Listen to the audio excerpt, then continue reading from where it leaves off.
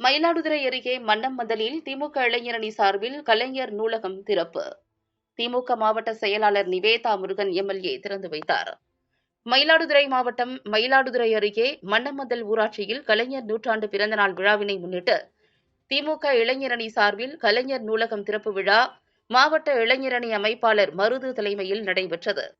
இந்த நூலகத்தில் டாக்டர் கலைஞரின் காலத்தால் அழியாத காவியங்களான நெஞ்சுக்கு நீதி, குறளோவியம், கலைஞரின் கடிதங்கள் உள்ளிட்ட ஏராளமான புத்தகங்கள் இடம்பெற்றுள்ளன. இந்த நூலகத்தை திமுக மாவட்ட செயலாளர் நிவேதா எம் முருகன் எம்எல்ஏ, திமுக இளைஞரணி மாநில துணை செயலாளர் இளையராஜா ஆகியோர் பொதுமக்கள் பயன்பாட்டிற்காக திறந்து வைத்தனர். இந்த நிகழ்ச்சியில் மயிலாடுதுறையை அடுத்த பல்லவராயன்பேட்டை நரிக்குறவர் குடியிருப்பில் வசிக்கும் நரிக்குறவர் சமுதாய மாணவர்கள் 10 மற்றும் 12ஆம் வகுப்பு பொதுத் தேர்வில் தேர்ச்சியடைந்த 9 பேருக்கு பாராட்டு தெரிவிக்கும் விதமாக அவர்களுக்கு ஊக்கத்தொகை வழங்கப்பட்டது. இந்த நிகழ்ச்சியில் திமுக நிர்வாகிகள் பலர் கலந்து கொண்டனர்.